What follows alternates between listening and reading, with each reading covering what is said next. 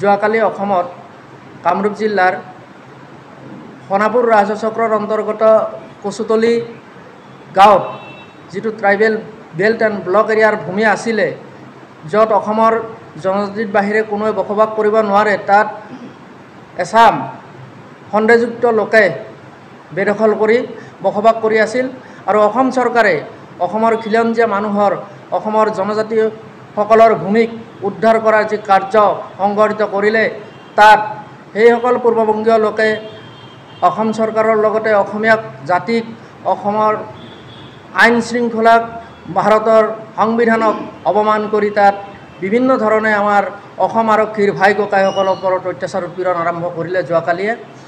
আৰু সেই পৰিপ্ৰেক্ষিতত আমি অসম চৰকাৰক আমাৰ সদৌ অসম প্ৰাক্তন আলফা সমন্বয়ৰক্ষী সমিতিৰ তৰফৰ পৰা দাবী জনাব বিচাৰিছোঁ যে যিকোনো মূল্যৰ বিনিময়ত অসমত যাতে খিলঞ্জীয়া অসমীয়াৰ অধিকাৰ সাব্যস্ত হৈ থাকে আৰু অসমৰ ভূমি যাতে কোনেও বেদখল কৰি ৰাখিব নোৱাৰে, তাৰ কাৰণে যিকোনো পৰিৱেশ পৰিস্থিতিৰ সৃষ্টি নহ'লেও সেই ভূমি উদ্ধাৰ কৰিবলৈ আমি আপোনালোকৰ জৰিয়তে আজি সংবাদমেলৰ জৰিয়তে মাননীয় অসমৰ মুখ্যমন্ত্ৰী মহোদয়ক আহ্বান জনাইছোঁ। আৰু প্ৰয়োজনত আমি অসম চৰকাৰৰ লগত সহায় সহযোগিতা কৰি যাম বুলিও আমি চৰকাৰলৈ বিনম্ৰ অনুৰোধ জনাইছোঁ।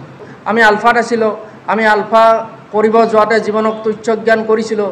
এতিয়া আমি আলফাৰ পৰা বিভিন্ন কাৰণত উভতি আহিছোঁ, কিন্তু আমি জীয়াই থকা অৱস্থাত যদি অসমত এনেকুৱা ধৰণৰ উৎপীড়ন অত্যাচাৰ চলে, জাতিটোক যদি নিষেধ কৰাৰ কাৰণে পূৰ্ববংগীয় মূলৰেই হওক বা অন্যান্য বহিৰাজ্যৰ পৰা অহা বহিৰাগতই হওক অসমত দপদপনি চলায়, তেতিয়াহ'লে কিন্তু ভাৰতীয় সংবিধানক শ্ৰদ্ধা জনাই আমি ভাৰতীয় সংবিধানৰ অধীনত বিকল্প চিন্তা কৰিবলৈ বাধ্য হ'ম। তেতিয়া কিন্তু তাৰ কাৰণে জগৰীয়া হ'ব সেইসকল অসমত অনধিকাৰ প্ৰৱেশ কৰি অসমীয়া জাতিক অত্যাচাৰ উৎপীড়ন কৰা, ৰাজনৈতিক, অৰ্থনৈতিক, সাংস্কৃতিক, ভাষিকভাৱে অত্যাচাৰ উৎপীড়ন কৰা লোকসকল।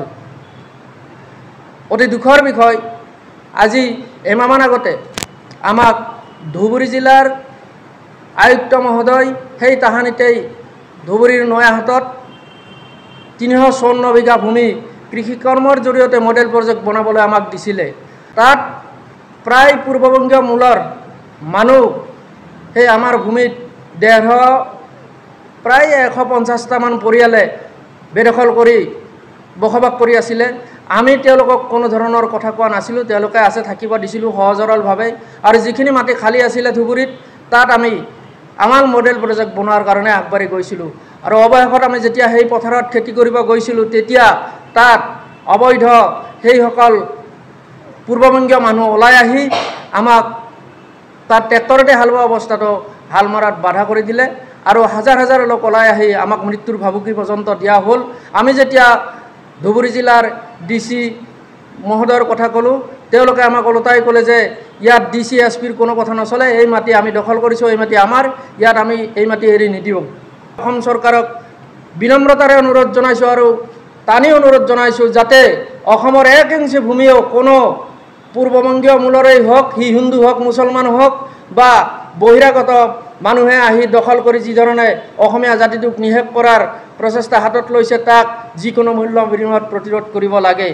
অসমীয়া জাতিটোক ৰক্ষা কৰাৰ কাৰণে সদৌ অসম প্ৰাক্তন আলফা সমন্বয়ৰক্ষী সমিতিয়ে জাতীয় অৰ্থনৈতিক পৰিকল্পনা আৰু ৰূপায়ণ বিভাগ বুলি এটা বিভাগ খুলি লৈ আমি অসমৰ পতিতভূমি, অসমৰ জলাশয়, বিভিন্ন ধৰণৰ যিবিলাক ঠাইত বেদখল হৈ আছে সেইবিলাক উচ্ছেদ কৰাৰ কাৰণে চৰকাৰৰ লগত লাগি অসমীয়া মানুহক, খিলঞ্জীয়া মানুহক, নতুন প্ৰজন্মক হাতে কামে লাগি আমি পথাৰ আৰু বজাৰ দখল কৰাৰ কাৰণে ইতিমধ্যে পদক্ষেপ লৈছোঁ।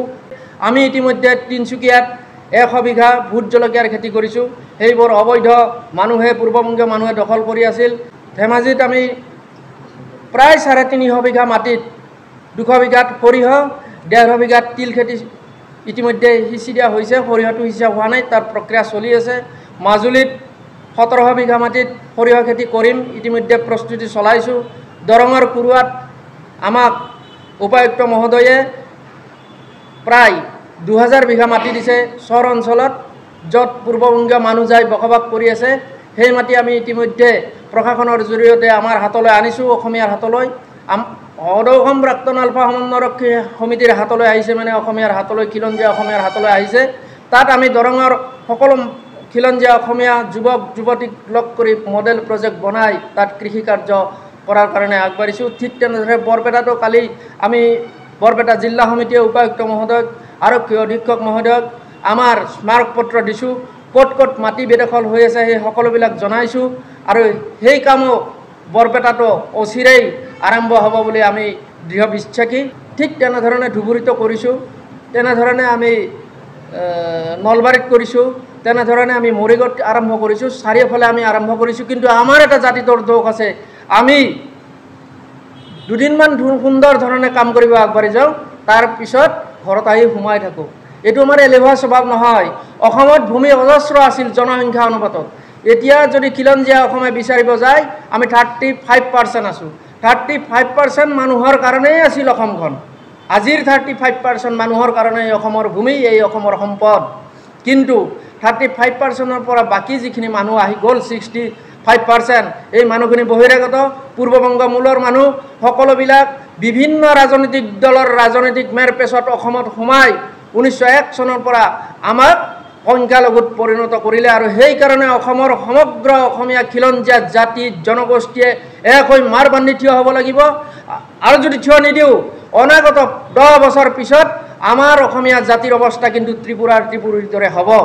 সেইকাৰণে আপোনালোককো আমি আহ্বান জনাইছোঁ, আপোনালোকেও আমাৰ লগত আহক, সকলোৱে মিলিজুলি অসমৰ পথাৰ, অসমৰ বজাৰ, অসমৰ ভাষা সংস্কৃতি সকলোবোৰ ৰক্ষা কৰাৰ কাৰণে আমি আগবাঢ়োঁ।